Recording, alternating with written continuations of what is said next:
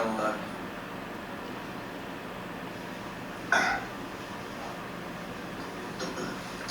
Tula. Now that's not a name you hear every day. Does it mean anything in your language?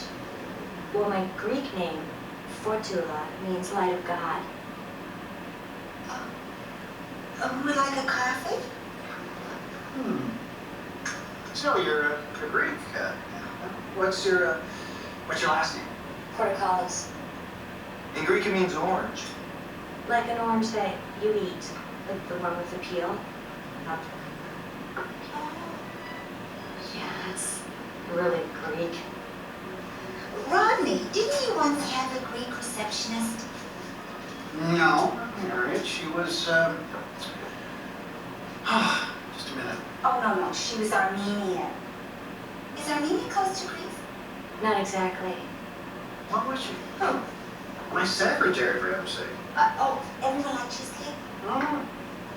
Guatemalan. Oh, that's right, dear. She was Guatemalan. Yep.